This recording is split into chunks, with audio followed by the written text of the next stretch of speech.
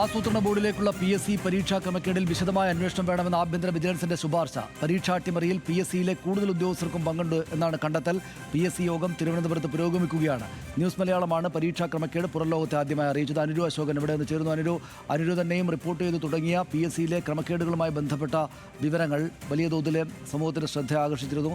സർക്കാരും അക്കാര്യത്തിൽ ഗൗരവത്തോടെ തന്നെയാണ് കാര്യങ്ങളെ കാണുന്നത്. ഇപ്പോൾ PSC യോഗം അവിടെ തുടരുകയാണ്. ഈ പറയുന്ന ഇതടക്കമുള്ള എല്ലാ ക്രമക്കേട് ആരോപണങ്ങളും വിശദമായിട്ട് പരിശോധിക്കാനാണോ അവർ തീരുമാനിച്ചിരിക്കുന്നത്? കൂടുതൽ ഉദ്യോഗസ്ഥർക്ക് പങ്കുണ്ട് എന്നത് ഒരു പ്രാഥമിക അന്വേഷണത്തിൽ കണ്ടെത്തിയ കാര്യമാണോ?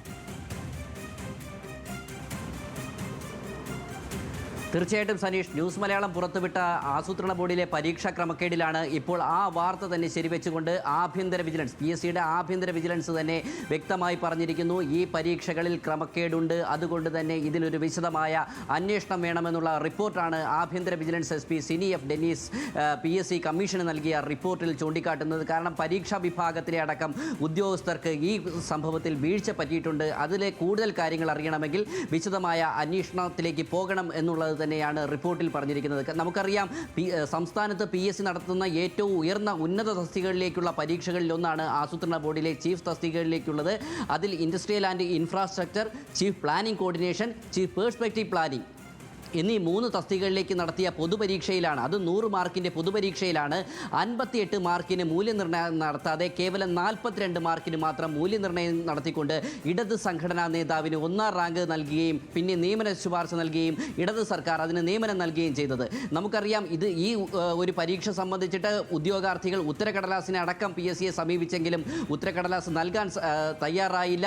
ഇപ്പോൾ വിവരാവകാശ കമ്മീഷനെ പോലും സമീപിച്ചെങ്കിലും ഉത്തരക്കടലാസുകൾ നൽകാൻ കഴിയില്ല എന്നുള്ള നിലപാടിലാണ് PSC എത്തിച്ചേർന്നിരിക്കുന്നത്. പക്ഷേ ന്യൂസ് മലയാളം വാർത്ത പുറത്തുവിടുകയും അഡ്മിനിസ്ട്രേറ്റീവ് ട്രിബ്യൂണൽ അടക്കം ഈ വിഷയത്തിൽ ഇടപെടുകയും ചെയ്തതോടുകൂടിയാണ് ആഭ്യന്തര വിജിലൻസ് അന്വേഷണത്തിന് PSC നിർബന്ധിതരായത്. പക്ഷേ ഈ ഒരു ആഭ്യന്തര വിജിലൻസ് അന്വേഷണം കൊണ്ട് മുന്നോട്ട് പോകാൻ കഴിയില്ല, അല്ലെങ്കിൽ ക്രമക്കേട് പുറത്തു വരില്ല എന്ന് അറിഞ്ഞതുകൊണ്ടാണ് സർക്കാർ ഒരു മുഴം മുന്നേ ക്രൈംബ്രാഞ്ച് അന്വേഷണം പ്രഖ്യാപിച്ചത്. പക്ഷേ ഇപ്പോൾ ക്രൈംബ്രാഞ്ച് അന്വേഷണം ശരിയാകുന്നു എന്നുള്ള നിലയിലേക്കാണ് ആഭ്യന്തര വിജിലൻസിൻ്റെ അന്വേഷണവും എത്തി നിൽക്കുന്നത്.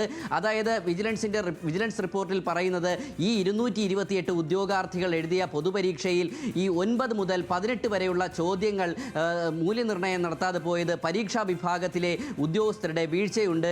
ഈ കാര്യത്തിൽ സിസ്റ്റം അനലിസ്റ്റിൻ്റെ വീഴ്ച ഇതിലുണ്ട്. പക്ഷേ ഇവരെയൊക്കെ ആരൊക്കെയാണ് കൂടുതൽ ഉദ്യോഗസ്ഥർ ഈ വിഷയത്തിൽ അല്ലെങ്കിൽ ഈ ക്രമക്കേടിൽ ഇടപെട്ടിട്ടുണ്ട്, ഇവരെയൊക്കെ കണ്ടെത്തണമെങ്കിൽ, കുറ്റക്കാരെ നിയമത്തിന് മുന്നിൽ കൊണ്ടുവരണമെങ്കിൽ ഒരു വിശദമായ അന്വേഷണത്തിലൂടെ സാധിക്കൂ എന്നുള്ളതാണ് ഈ ആഭ്യന്തര വിജിലൻസിൻ്റെ ശുപാർശ.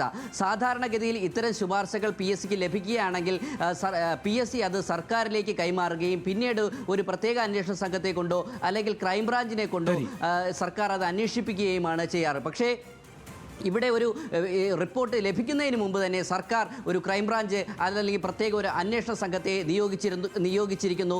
ഈ പ്രത്യേക അന്വേഷണ സംഘത്തിൻ്റെ റിപ്പോർട്ട് നാളെയോ മറ്റന്നാളോ കൈമാറും എന്നുള്ളതാണ് നമുക്ക് ലഭിക്കുന്ന വിവരം. എന്തായാലും ഈ ഓൺ സ്ക്രീൻ മാർക്കിംഗ് വഴി നടത്തിയ മൂല്യനിർണ്ണയത്തിൽ ആ ഓൺ സ്ക്രീൻ മാർക്കിങ്ങിൻ്റെ മാനദണ്ഡങ്ങൾ പോലും അട്ടിമറിച്ചുകൊണ്ടാണ് ഈ മൂല്യനിർണ്ണയം നടത്തിയിരിക്കുന്നത്. കൂടുതൽ ഉദ്യോഗസ്ഥർക്ക് പങ്കുണ്ടെന്ന കണ്ടെത്തലോടെ അന്വേഷണം ശക്തമാക്കാൻ ഒരുങ്ങുകയാണ് PSC. ആഭ്യന്തര സംവിധാനങ്ങൾ ഗൗരവത്തോടു കൂടിയാണ് ആ കാര്യങ്ങൾ മുന്നോട്ട് പോകുന്നത്.